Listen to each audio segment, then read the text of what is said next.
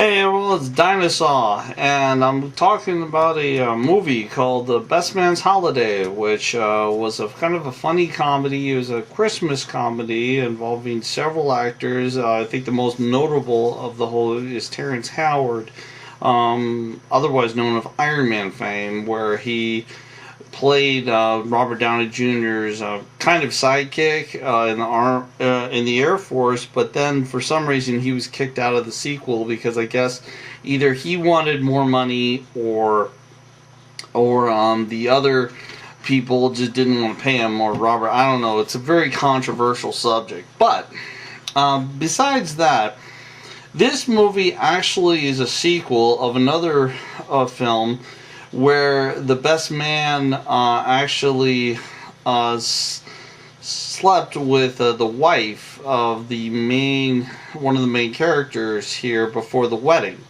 And now they're having a holiday where they're bringing everyone Christmas, and now basically it's not really family, it's the boys. It's bringing all the guys and their families together in one house. Well, in this movie, you consist of four main guys.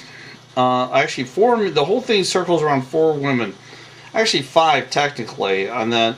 But you have the family that's the part of the football player who plays for the New York Giants, and he is the main person who has the property, who invited everyone. Then you have the best man, which other football player, which then these two don't really get along because of the whole thing. And then you have his wife who's pregnant.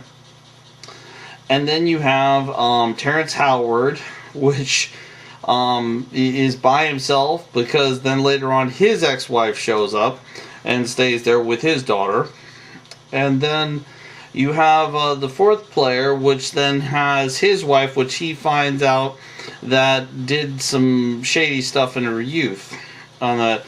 And it's kind of a comedy of errors in a Shakespeare world where it just seems like every possible thing where the intention was to bring everyone for a holiday and everyone have a good time, every single possible thing that could have gone wrong did. But it's a little deeper than that. There is some scrappiness where like one of the girls that got a video camera on a cell phone, like back when they were younger, that she was at a party stripping. And all the other guys like watched it. They're like, "Hey man, you dated a stripper. It's your problem. You deal with it. You know this."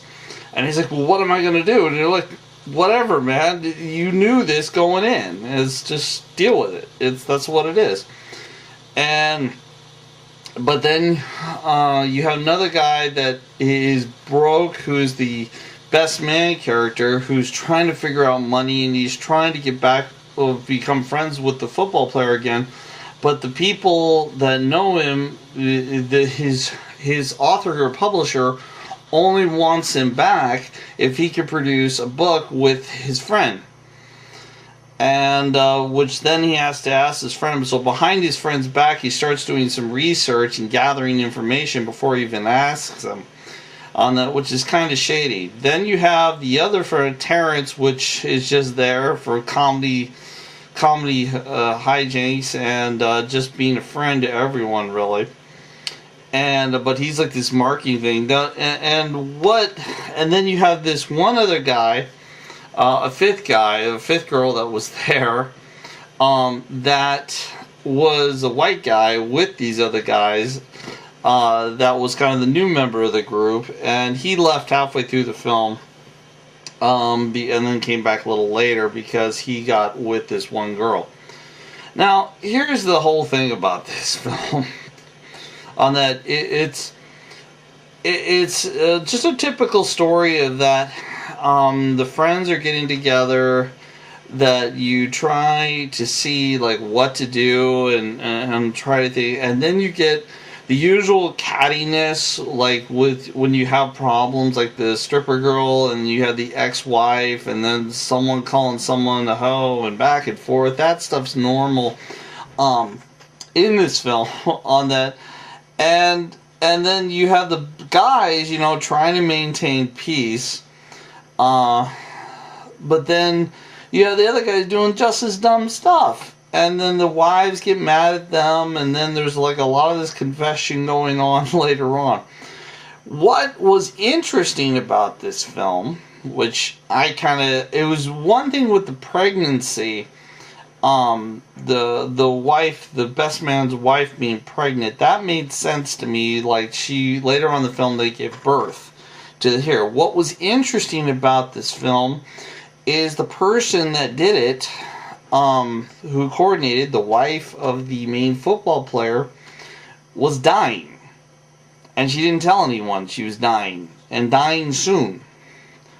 And this was her attempt to try to reunify everyone and try to get things right. And it kind of was failing over and over till everyone found out what was going on.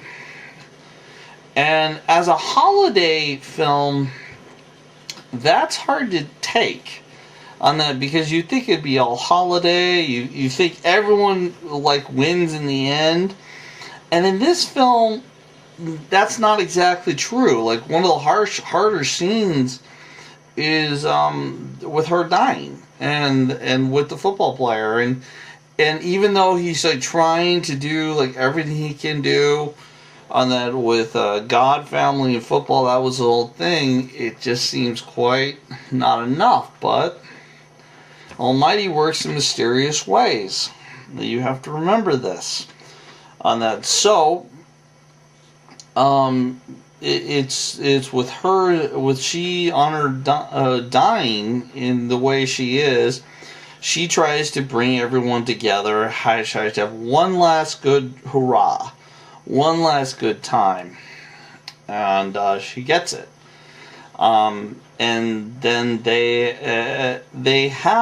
everyone has sadness, but then they have new life, which was eventually the child of the best man gets born, and then the football player guy that he was pissed at his friend has a direct impact in this new life, and therefore then they were cool.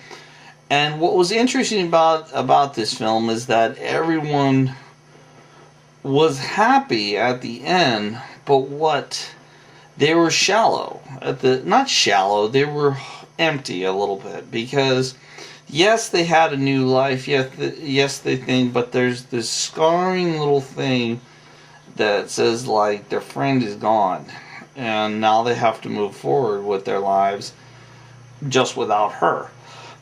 Which is hard, and I think about like stuff like that. Like, what if one of my friends, or what if my friends, that happened to them, and that's harsh. That's, how do you say that? How do you combat that? And for holiday film, I thought that was very, very unique. I mean, you had It's a Wonderful Life, where it shows like what someone's life would be if they never existed, and the world was a mess. And if you have those common films, you have stories of Back to the Future where it talks the same thing, like what if you didn't exist? And in this case, the person did exist for a holiday, and they tried to make it the best because they weren't going to be around for the next one, which was interesting. It was a very, very interesting holiday film approach. I don't think I remember one film where it focuses on someone dying to make a holiday right. That's what was really interesting about this film. Of course, they made it kind of obvious with the new life, and they named the new daughter after the new girl after the same person who died. But excuse me. But the fact that they made this whole film circle around, and this film was long. It was funny. It was kind of funny, but not really. I mean, it was like 2 hours long, and you could see why people like in the film got mad at each other. But then you have stuff like from the Real Housewives of Manchester or New Jersey. It's the same little cattiness. So it's just, it was like, whatever. And then The only thing that was a little weird for me, I was like the only white guy in the whole theater scene. Is when I had like 15 African American people like coming around me, and I don't know if they were laughing at me or the film. I don't know, but I was there and I went and saw it. But I thought it was a good film overall. I don't know if I'd watch it regularly. I mean, it's definitely not a classic like Charlie Brown Christmas or It's a Wonderful Life. Nowhere even near to that same level.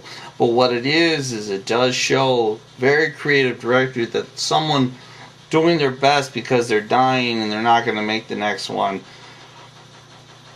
manages to unite separated family and friends and family, and that's what was really cool about the film. But anyway, it's definitely worth the DVD rental or watch. Terrence Howard was absolutely hilarious in the whole thing. excuse me, including with his famous line of him getting too high on marijuana, and he walking around the house in a fur coat, a fedora with candlestick, going, "What's up?" That was hilarious. But other than that, it was a great film. Definitely a DVD watch. Anyway, this is Dinosaur. I'll talk to you later. Bye.